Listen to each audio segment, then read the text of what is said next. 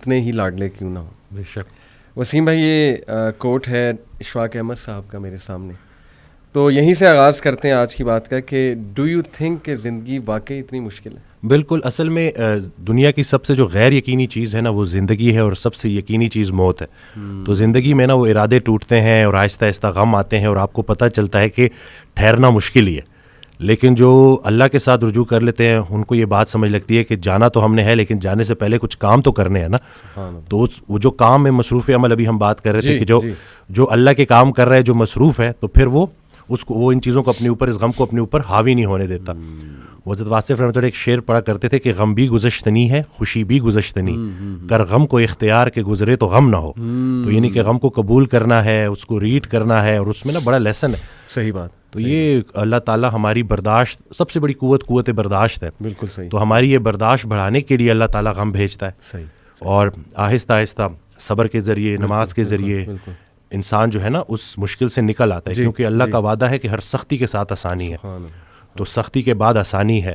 اور اکثر لوگ جو نا امید ہو جاتے ہیں نا, تو اللہ کی رحمت سے نا امید ہونا اصل میں اپنے مستقبل سے نا امید ہونا ہے. تو جب آپ اللہ سے پر امید رہتے ہو, ہوپ فل رہتے ہو, تو پھر وہ دن خیر سے گزر جاتے ہیں. کیا بات. وسیم بھائی اگر ہم دنیا پہ نظر دوڑائیں, ایسے غم ہے نا, یعنی لوگوں کی جب سٹوریز سنتے ہیں اور اوور آل ورلڈ میں دیکھ لیں آپ, اور جو ہسٹری میں پاسٹ میں ہوا ہے, مطلب ایسے غم آپ کو نظر آئیں گے نا کہ انسان رو پڑتا ہے کہ یار واقعی دنیا میں بڑا غم ہے. لیکن اگر ہم یہیں پہ رک جائیں نا کہ بس دنیا میں بڑا غم ہے, زندگی بہت مشکل ہے, تو پھر تو ہوپ لیسنس ہے, پھر تو جو ہے نا وہ ایک ڈارکنیس ہے, ایک اندھیرا ہے. دیٹس وائی آئی سے ٹو پیپل کہ دیکھو جو ایتھیزم ہے وہ یہیں پہ رک جاتا ہے. وہ کہتے ہیں کہ بس we are all here and we are doomed, اور بس ٹھیک ہے, سفرنگ بھی ہے, کیوس بھی ہے, ڈارکنیس بھی ہے, اب کیا کر سکتے ہیں. بٹ جب تک اسلام ہمارے پاس ہے نا وسیم بھائی, دیکھیں اللہ سبحانہ و تعالیٰ نے پہلے ہی ہمیں بتا دیا, جیسے آپ نے کہا نا ایکسیپٹنس. بالکل اللہ نے ہمیں ایکسیپٹنس دلائی ہے کہ دیکھو اس کو ایکسیپٹ کرو کہ یہ دنیا ایک مشکل کی جگہ ہوگی, یہاں تمہیں مشقت کرنی ہوگی, اسٹرگل کرنی ہوگی, وی ول ٹیسٹ یو. ہم دیکھیں گے تم میں سے کون ایمان والا ہے, کبھی بھوک سے, کبھی خوف سے, کبھی خوف کا انفیکٹ ذکر ہے کہ خوف سے ٹیسٹ کریں گے. آئی تھنک انگزائٹی میں خوف کا ایلیمنٹ کافی جو ہے وہ حاوی ہوتا ہے. پھر لاس آف لائف سے تمہیں ٹیسٹ کریں گے, لاس آف فروٹ سے تمہیں ٹیسٹ کریں گے, لیکن وبشر الصابرین. اور دیکھیں اللہ نے پورا طریقہ بتایا ہے کہ دیکھو نا امید نہیں ہونا ہے. اگر یہ پرابلمز آ جاتے ہیں تو پھر اللہ طریقہ بھی بتا رہا ہے کہ تم نے ہوپ کیسے پکڑنا ہے. جیسے آپ نے کہا کہ نماز ہے, پھر صبر ہے, تو how amazing is the philosophy of our religion. بالکل سبحان اللہ. اور جو ایتھیسٹ جو نہ ماننے والا ہے, وہ میں اس کو یہی بولوں گا کہ وہ بیچارہ اللہ کی نعمتیں بھی استعمال کرتا ہے اور اللہ کو مانتا بھی نہیں ہے. سبحان. ٹھیک ہے نا. تو تحقیق جو ہے نا وہ آپ کو بعد میں وہاں پہ پہنچائے گی جہاں تسلیم پہنچائے گی آپ کو پہلے. تو جو سرنڈر کرنا ہے نا, یہی سب کچھ ہم نے کرنا ہے. ایک آڈیو میں وہ بیان کر رہے تھے حضرت, تو انہوں نے کہا کہ پورا سرنڈر کرنا ہے. تو جواب آیا کہ حضرت اتنی کمزور صلاحیتوں کے ساتھ پورا سرنڈر کیسے کروں؟ تو انہوں نے کہا کہ تم پورا سرنڈر کرو, تمہاری صلاحیتیں بھی پوری ہو جائیں گی. سبحان اللہ. تو یہ ہے کہ جب آپ پورا سرنڈر کرتے ہو نا, یہ جو اپنی کارسازی نکالو گے تو کارساز کی کارسازی سمجھ آئے گی نا. تو یہ جو اللہ ہے نا, یہ ہمارے ارادوں کو توڑتا ہے, اور نہیں آتی کوئی پریشانی اس وقت تک جب تک وہ بڑی پریشانی کو ٹالنے نہ آئی ہو. وہ ایک واقعہ سناتے تھے کہ ایک بندہ ایک اللہ والے کے پاس جاتا ہے اور کہتا ہے کہ میرا مکان نہیں بک رہا, تو دعا کریں. تو انہوں نے کہا کہ نہیں تمہارا مکان نہیں بکے گا, جاؤ.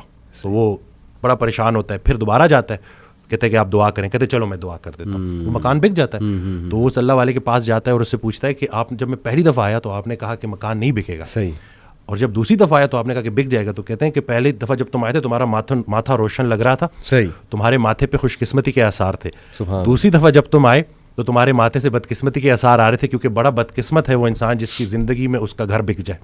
تو جو چیز تم اپنے لیے پسند کر رہے ہو, جس چیز پہ تم جشن منا رہے ہو, وہ اصل میں تمہارے استغفر اللہ کا مقام ہے جس کو تم الحمدللہ کہہ رہے ہو. انسان جو ہے نا وہ جلد باز ہے.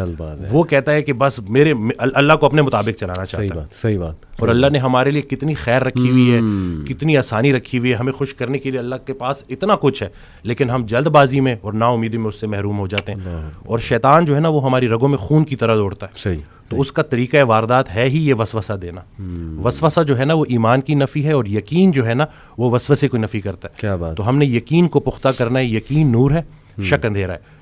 تو اسی طرح سے یہ وسوسے کے اوپر سوال کیا گیا تو حضرت کہتے ہیں کہ میرا اللہ پہ یقین بے گماں ہے جو علم بن گیا.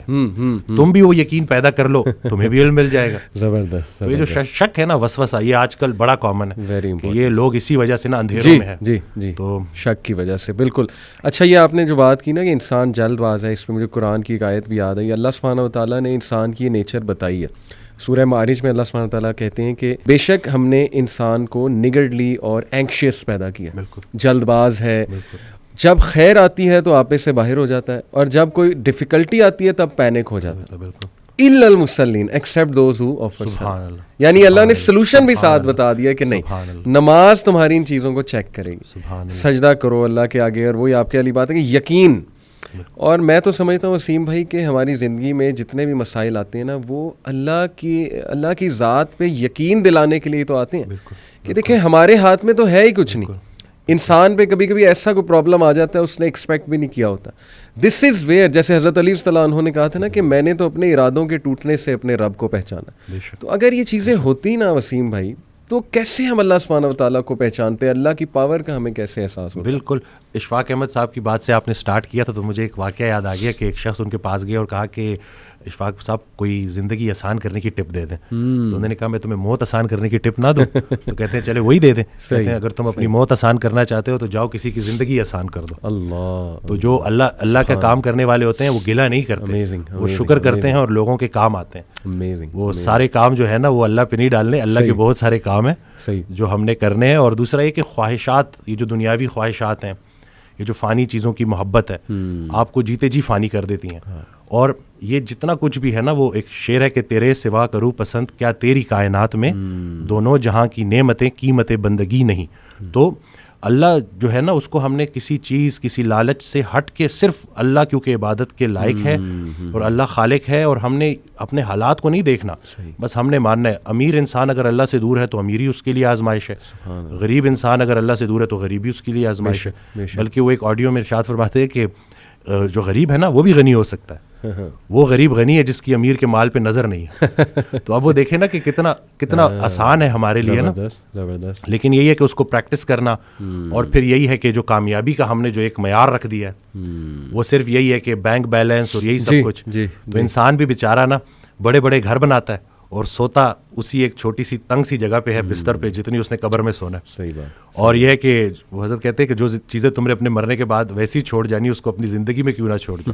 ایک اور جگہ کہتے ہیں کہ جن کو تم نے اپنے مرنے کا غم دے کے جانا ہے ان کو اپنی زندگی میں تھوڑی خوشیاں تو دے جاؤ. تو یہ جو ہے نا عمل, مصروف عمل ہونا ہے اور ارد گرد کے لوگوں کے کام آنا ہے. جی, اٹ سمز اٹ آل اپ. ماشاء